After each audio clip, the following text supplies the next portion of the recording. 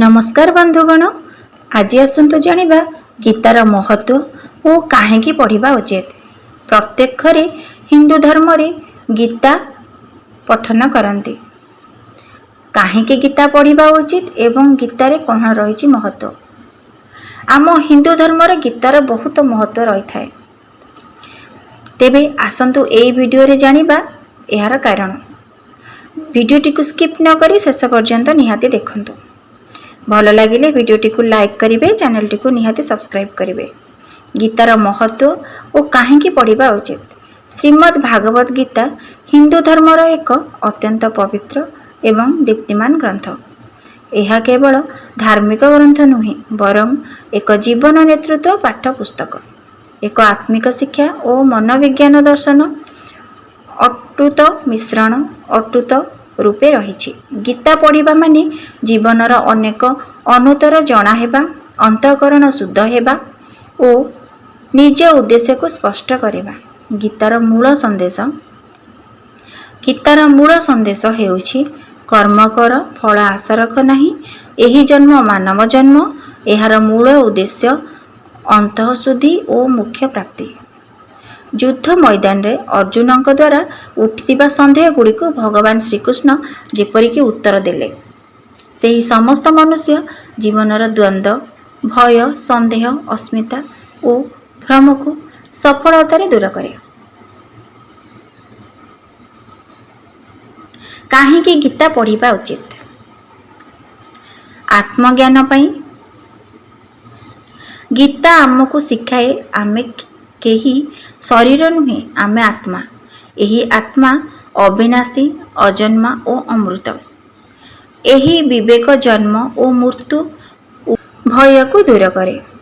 निष्काम कर्म सिद्धांत। मनीष तांकर कर्म उपरे अधिकारी, फल उपरे नुहे।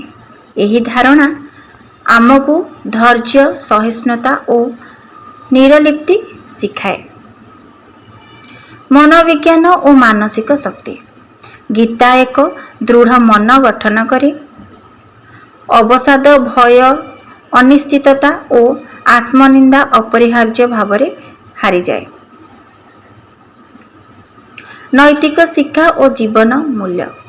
गीता मध्यरु श्रद्धा भक्ति दया क्षमा सत्य संयम रूपी मूल्य शिखिबा को मिले। मुख्य दिगरे अग्रसरता।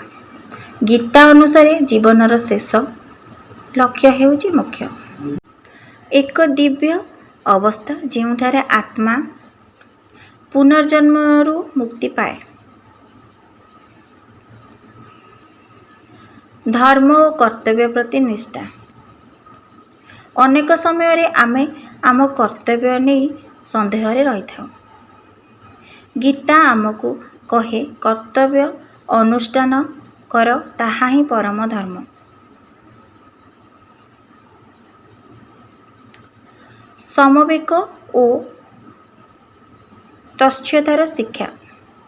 लाभ हानि जय पराजय सुख दुख एसबू उपरे अटल रहिबा गीतार एक अंतर्निहित संदेश।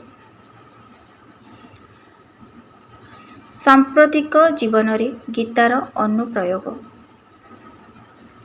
आजिर बेगवान और अस्थिर जीवन रे जो माने मनुष्य मानसिक चाप अनिश्चितता विकार और आत्महत्यार मुखरे अछंती, गीता हेउछि एक दीप जहाँ आम अंधकार जीवन को प्रभासित करे।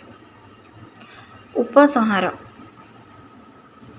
गीता केवल हिंदू धर्मीय ग्रंथ नुहे, यह मनीषत्वर गीत, एक जीवन दर्शन। यह पढ़िले निजको बुझी पारिबा, आत्मा को प्रेम करि पारिबा और दुनिया को शांति और समता दृष्टि रे देखि पारिबा संभव। तेणु प्रतिदिन गीतार अनुष्ठान करिबा द्वारा जीवन शुभ और सार्थक हेबो। जदि वीडियोटी भल लागिला वीडियोटी को निहाती लाइक करिवे, चैनलटी को सब्सक्राइब करिवे। प्रतिदिन घरे गीता भागवत निश्चिंत पढ़िवे। यह द्वारा आम मन शुद्ध होता है, आम जीवनर लक्ष्य पूरा होता है, आम गृह सदा सर्वदा शांति बजाय रहता है। जय श्री कृष्ण, जय जगन्नाथ।